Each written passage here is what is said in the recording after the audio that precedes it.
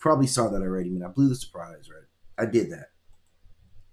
But we're starting off with the Pleiadians. Now, I'm starting off light on you guys, right? The Pleiadians, out of everybody here, these are the guys that you could trust, right? These are the Pleiadians, right? The Pleiadians you can trust because they're basically here to help us.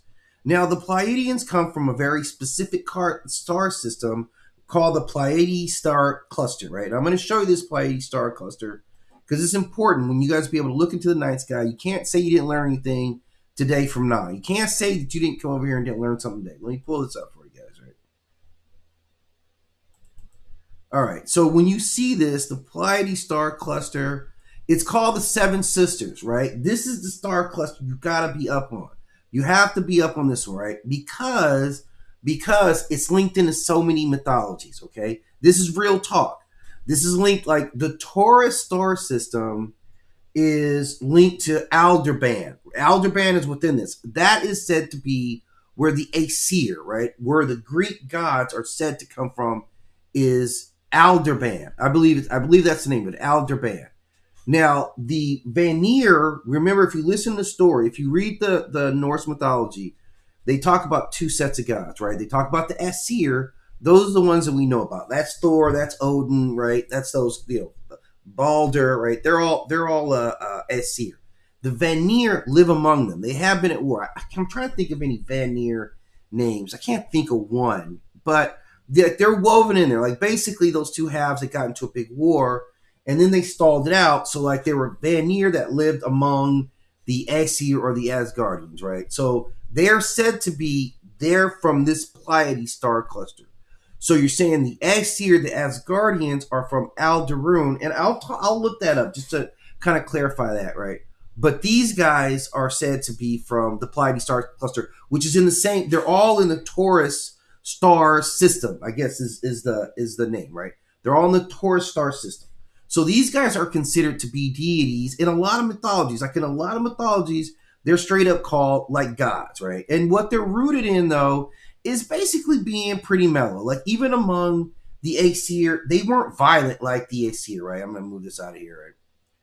They weren't violent like that. They are said to be more about guidance, observations, and advancing civilization. So they don't really get down like that. These are tall humanoid figures. Like they look like really nice Nordic people, right? Like all the tall, like a bunch of Swedes in spaceships, right? They're all nice. They're tall. They're like super fair complected, right? And they're described as these originating from the star cluster, and they're associated with just like helping long-term development of cultures. This is kind of what they say about them, right? In like this grand theology of like, I guess we call it like alien conspiracy theory and like, mythology, because this is where these guys meet. This is a great example of how these two like belief systems meet: mythology and alien conspiracy theories. And they run neck and neck, man. Like we do a lot of movies about gods. Like there's a lot of shit about gods all the time. But it's a lot of stuff about aliens too, man. Like we got to be really real. We got to dig in and talk about like how we actually feel, because we attribute real stuff to these aliens. When I get through, I'm going to break down what gets attributed to who, because there are some kidnappings and stuff. So we got to be up on these. So these guys here, these are the nice guys. They said they monitor us. They're probably gods. I'm trying to think if I've seen any reference to them. I don't know if I've seen any references to these guys in any real myths. But this ancient cluster, they're linked in Greek mythology, indigenous mythology. I immediately said the Seven Sisters because the Seven Sisters is like an Inuit myth. And basically in this mythology, oh man, I was going to break down this mythology, but then I realized I don't really know it that well, right? All I know is that there is the Seven Sisters, and somehow like this is a constellation that they pray to. That's what I know about it. So I'm a little limited on that, but I immediately did have Seven Sisters in my brain noodle, so that's not bad. So at least I was there, right? And the Pleiades star system, like the UFO discourse part of it, like it's definitely linked in the ancient mythology. Like this star system was pointed to in Greek culture as well. So it goes way back in how long people have been talking about it. So in terms of aliens, they're what I call deep in the streets, right? On the alien scale. They've also really been reinvented in the 50s and 1950s here in the United States, and people started talking about them. Like they really expanded.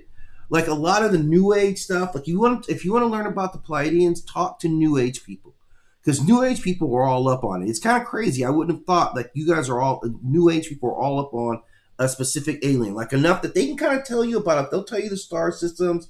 They'll kind of track that stuff for you. Like they actually know what's going on with them. And that's the thing about these guys here is that they've crossed over. So they're in like because they're said to be associated with reaching enlightenment. That's where they enter into like the New Age, realm. Now, people have linked them to lots of different types of contacts, including like telepathic communications. They'll see them in like UFO sightings where they're observing humans, right? They have all these common narratives about how they see us, how they interact, like, but they're generally like good information. There's really a development of awareness. There's never any like aggressive. There's never any aggression with these. So we can reasonably say if you meet a Pleiadian, again, I know what I'm saying, but here's the thing: if you meet a Pleiadian, more than likely you're going to be all right. More than likely, right? Per the mythology, right?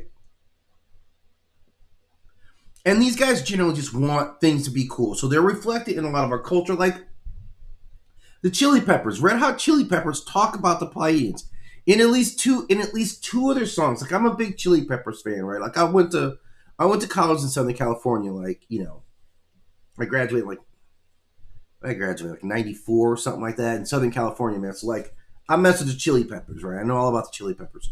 Who also messed with my man George Clinton? Who I know George Clinton. Like I actually have conversation with George Clinton. Okay. So we still talk about the Pleiadians in actual songs and literature and cultures. So they're always around, right? So they're always around. But these are your friendly guys here. Like you don't really have to worry about these guys. They're really here to kind of try and put you up on game, right? To try to teach you some things, right? Now the next one I want to talk about is the Greys. Now the Greys are a little different, and the Greys we know about as well, right? The Greys are more of that classic look, right? This is kind of the classic alien look of the alien Greys. And the reason I say these guys are always around, and they're deep too, man. Like, the Greys are way out there in mythology, man. They are deep, deep, deep out in mythology. See if I